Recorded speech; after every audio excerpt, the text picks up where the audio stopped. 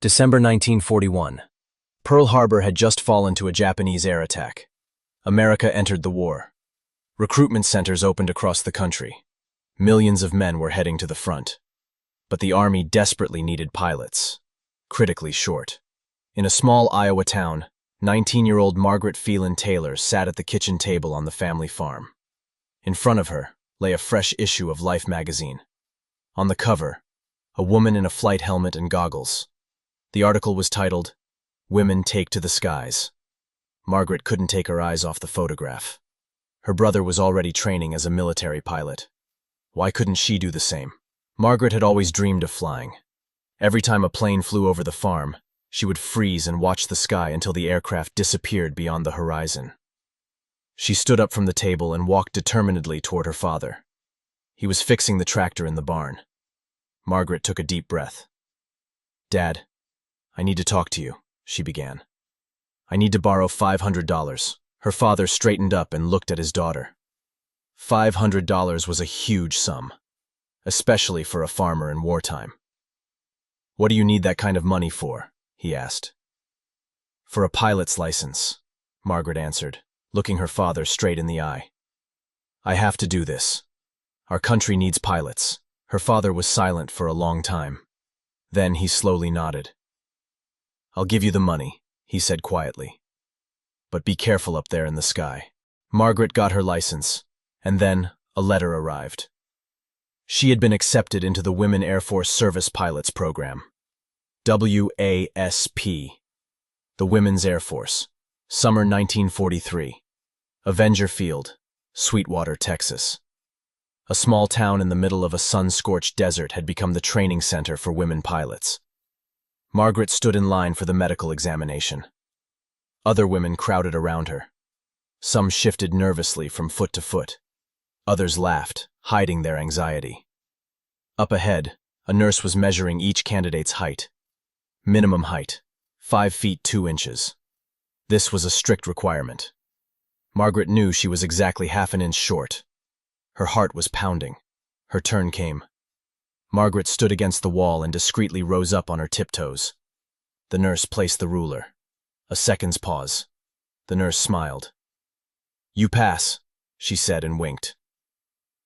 Later, Margaret learned that many women passed the examination in exactly the same way.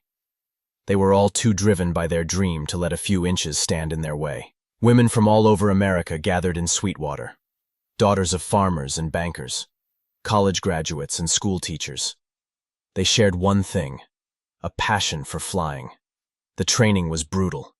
They got up before dawn, ran cross-country in the Texas heat, studied aerodynamics, navigation, meteorology, flew training aircraft 6 hours a day, and they paid for all of it themselves. $174 a month, their salary. The cost of housing, food, and uniforms was deducted from it. If a woman couldn't handle the program and was expelled, she also paid for the ticket home out of her own pocket. Among the cadets was Cornelia Fort, an experienced pilot, 24 years old. She worked as an instructor at a pilot school in Hawaii. On December 7, 1941, Cornelia was conducting a training flight with a student. Suddenly, aircraft with red circles on their wings appeared in the sky. The Japanese were attacking Pearl Harbor. Cornelia miraculously steered her plane away from enemy fighters and landed it. Now, she wanted to serve her country. But fate had other plans. March 23, 1943. Cornelia Fort was flying in a formation of 6 BT-13 aircraft, a routine mission ferrying planes to a base in Texas. The flight passed over the town of Merkel. Suddenly, one of the male pilots broke formation. His plane descended sharply. The left wing of Cornelia's aircraft struck the landing gear of the descending plane. The impact was terrible. Cornelia's BT-13 lost control. The plane spun in a fatal spiral. Cornelia tried to level the aircraft, but in vain. The plane crashed into the ground at full speed. Cornelia Fort became the first American woman pilot to die in the line of duty. She was only 24 years old. The Army didn't pay for the funeral. The WASP were civilian employees, not military. They had no insurance, no benefits for families. Cornelia's colleagues collected money to send her body home to Tennessee.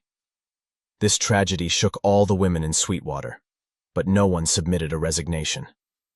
On the contrary, they now understood even more clearly their service was necessary.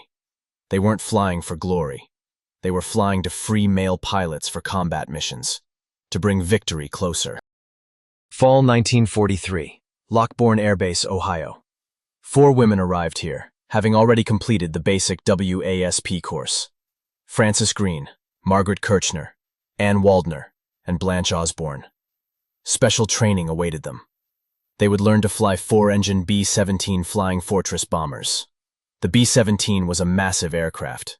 Wingspan, 100 feet. 4 powerful engines. A crew of 10. Weight, 15 tons. Commanding General Hap Arnold publicly doubted whether fragile girls could handle flying a B-17 in bad weather. Frances Green was determined to prove they could. She was born into a family of aviators. Flying was in her blood. Margaret Kirchner, daughter of a mechanic. She knew engines better than many men. Ann Waldner grew up on a ranch and had been driving tractors and trucks since childhood. Blanche Osborne graduated from university with honors in physics. The first time Frances climbed into the B-17 cockpit, she felt a mixture of excitement and fear. The instrument panel looked like a wall of hundreds of dials, levers, and buttons. 4 engine control levers, a huge control wheel, pedals that required serious physical effort. The instructor, Lieutenant Colonel James Wilson, looked skeptically at the women. "Are you sure you can handle this?" he asked. "Yes, sir," Frances answered firmly. "We can handle it." The training was exhausting. They flew every day, learned to take off and land with full loads, practiced emergency procedures, flew in bad weather, at night, in limited visibility. The B-17 demanded strength. The controls were heavy. After hours of flying, the women's arms and shoulders ached. But they didn't complain. They worked twice as hard as men to prove their right to be there. Once, during a training flight, one of the engines failed. The plane tilted sharply. Margaret Kirchner was at the controls. She reacted instantly, compensated for the tilt, shut down the damaged engine, redistributed power to the remaining 3, and safely landed the aircraft. Lieutenant Colonel Wilson was amazed. He realized these women knew what they were doing. They were real pilots. December 1943. Frances, Margaret, Anne, and Blanche completed their training. Now they were qualified B-17 pilots. They were assigned their own aircraft for training ferrying missions. A massive flying fortress with a serial number on the fuselage. "We need to give her a name," said Blanche, standing under the bomber's wing. "How about something feminine?" Anne suggested. Margaret Kirchner grinned. The popular song Pistol Packin' Mama was just then playing on the radio. A song about a bold woman who wasn't afraid to stand up for herself. "That's it," Margaret exclaimed. "Pistol Packin' Mama. That's us." Everyone laughed. The name stuck. The mechanics painted the inscription on the nose of the plane in large white letters. Now, the B-17 had a name and a soul. Their mission was simple on paper, but dangerous in practice. Ferry new B-17s from factories to military bases across the country. From there, the bombers were sent to Europe and the Pacific, to combat units. The distances were enormous, from California to Texas, from Ohio to Georgia. Thousands of miles over mountains, deserts, forests, in all weather conditions. On their first long-distance flight, Frances was at the controls. They were flying from Ohio to Nevada, 11 hours in the air. The B-17 droned steadily, all 4 engines working like a symphony. Margaret was the navigator. She sat at her table with maps and instruments. Anne monitored the engines. Blanche handled communications with air traffic control towers. Suddenly, the weather changed. Dark clouds appeared ahead.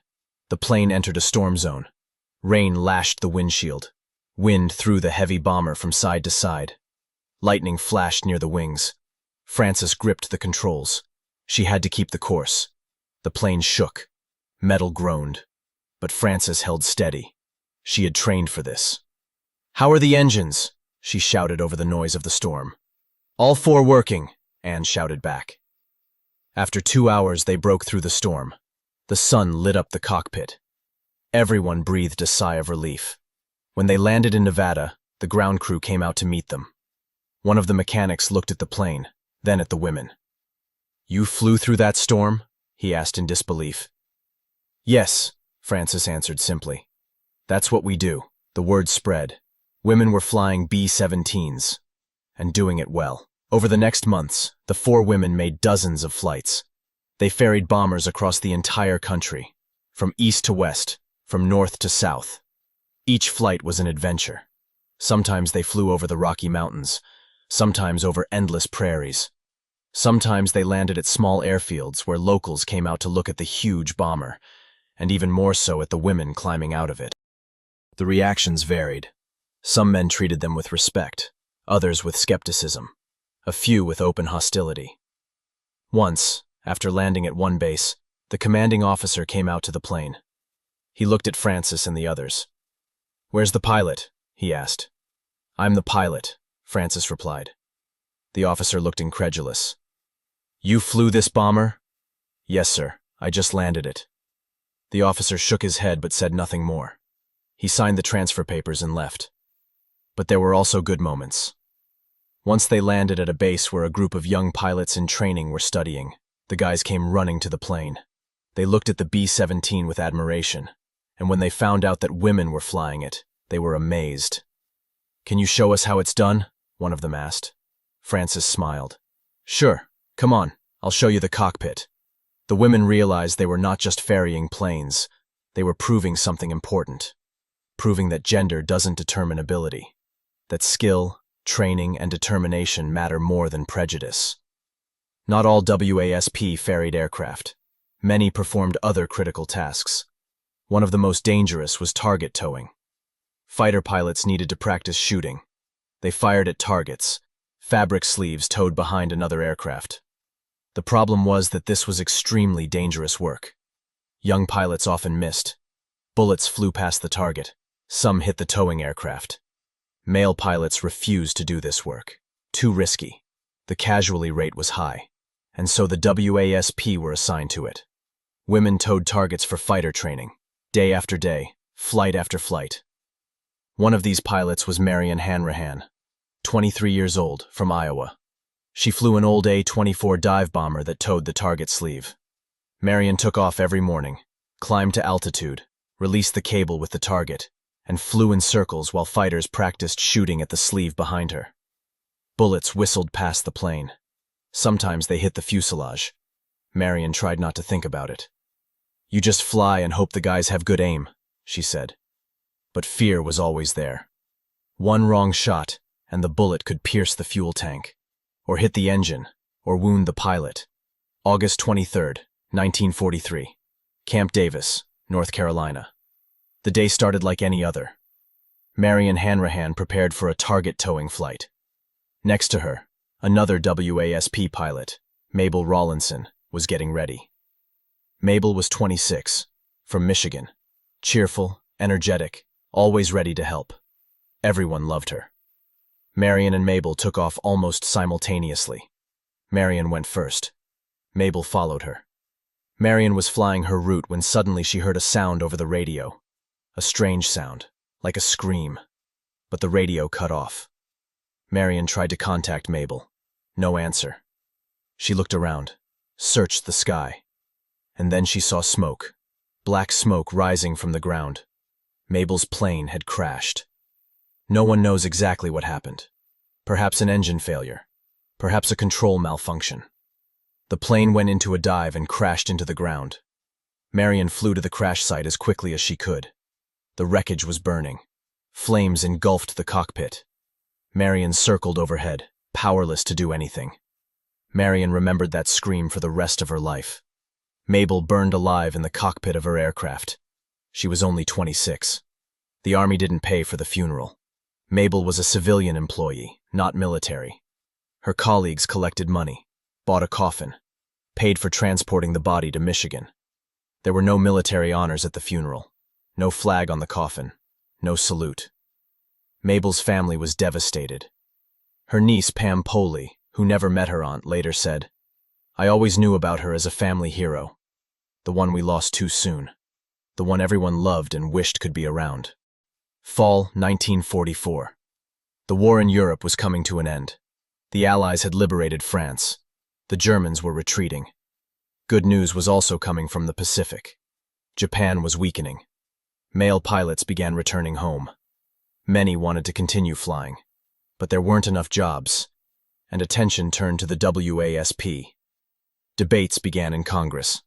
Some politicians proposed officially incorporating the WASP into the Army, give the women military ranks, benefits, insurance. Others vehemently objected. Women should go back home, declared one congressman. Their place is at the kitchen stove, not in a bomber cockpit. Pilot jobs should go to men. Lobbyists representing male pilots launched a powerful campaign against the WASP. They distributed leaflets, wrote articles in newspapers, claimed that women were taking jobs away from veteran heroes. Jacqueline Cochran, director of the WASP, fought with everything she had. She testified before Congress, presented statistics. The WASP had ferried 12,500 aircraft, logged 60 million miles, performed all tasks flawlessly. 38 died for their country, but it didn't help. On December 20th, 1944, the WASP program was officially shut down. All the women were ordered to turn in their uniforms and go home, at their own expense. It was a blow. Many cried. They had served their country, risked their lives, and now they were simply discarded, like a used item.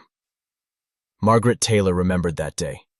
She stood on the airfield in Sweetwater, looked at the planes lined up in neat rows. She had come to love the skies so much, had come to love flying so much, and now it was over. We won the war, she told a friend, but we lost the battle for recognition. General Hap Arnold spoke at the deactivation ceremony. He admitted, "When the program started, I wasn't sure that a fragile girl could handle flying a B-17 in bad weather. Now I know. They could. They proved that women can fly any aircraft. The WASP served with honor and courage. The country is indebted to them." But nice words weren't enough. The WASP went home. Without military status, without benefits, without recognition. 33 years. That's how much time passed before the WASP received any recognition. After the war, they were forgotten. History textbooks didn't mention women pilots. War movies showed only male heroes. Even museums had no exhibits about the WASP. Many former WASPs stayed silent about their past. Society had changed. In the 50s, women were expected to be housewives. No one cared that this nice neighbor had once piloted a combat bomber. Margaret Taylor got married, raised children, worked as a teacher. Her husband knew about her past, but they rarely talked about it. "One day my kids found old photographs," Margaret recalled. "Me in front of a fighter plane, in a flight suit. They asked, 'Mom, is that really you?' I said, 'Yes.' During the war, I was a pilot. The kids didn't believe it. They thought I was joking. But in the 70s, the situation began to change. The U.S. Air Force announced that for the first time they were training women on combat aircraft. This was presented as a revolutionary achievement. The first women military pilots. The former WASP were outraged. The first? What about them? They had been flying military aircraft 30 years earlier. A campaign for recognition began. Dorothy Swain Lewis, a former WASP, led the movement. She wrote letters to Congress, organized veterans meetings, collected signatures. Finally, in 1977, President Jimmy Carter signed a bill.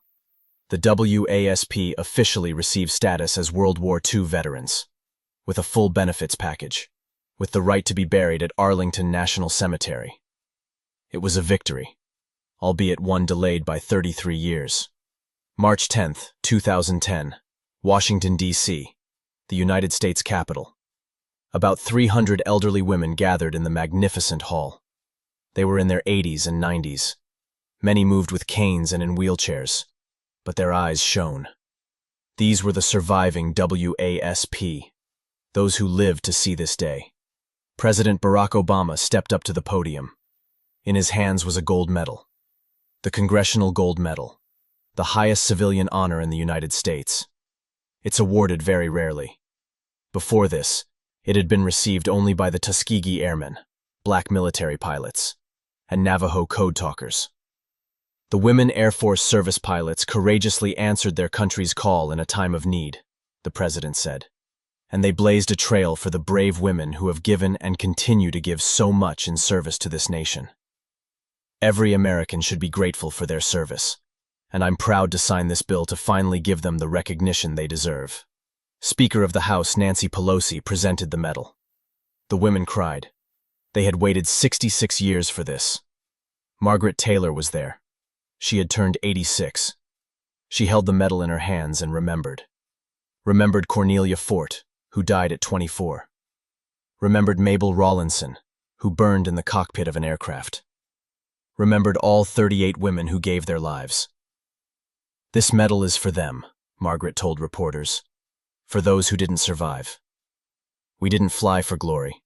We flew because our country needed us, and we would do it again. The photograph of Pistol Packin' Mama became a symbol. 4 women in flight suits, with parachutes on their backs, stepping out of a giant bomber. They're smiling, confident, strong, fearless. This photograph now hangs in the National Air and Space Museum in Washington. Millions of people see it every year and learn the story of the WASP. Frances Green lived a long life. She became an engineer at an aerospace company, participated in the development of space programs. Margaret Kirchner worked as a flight instructor after the war, trained hundreds of pilots. Ann Waldner returned to the ranch and managed it into old age. Blanche Osborne became a physics professor at a university. They all took pride in their service and never regretted the choice they made in their youth. Margaret Taylor died in 2014 at the age of 90. Her obituary read, Aviation Pioneer, World War II veteran, a woman who proved that the sky has no gender. The last WASP, Elaine Harmon, died in 2015. She was 95. She was buried at Arlington National Cemetery with full military honors. The coffin was draped with a flag. A salute was fired. The folded flag was presented to the family. This was what Cornelia Fort didn't receive in 1943. But justice, though delayed, finally prevailed. The story of the WASP is a story about courage, about dedication, about women who broke down barriers and paved the way for future generations. Today, women serve in the U.S. Air Force on equal footing with men. They pilot fighters, bombers, transport aircraft, command squadrons, fly into space, and it all started with 1,100 women who, in the darkest days of the war, raised their hands and said, "We can do this. Give us a chance." They got that chance, and proved they were worthy of it.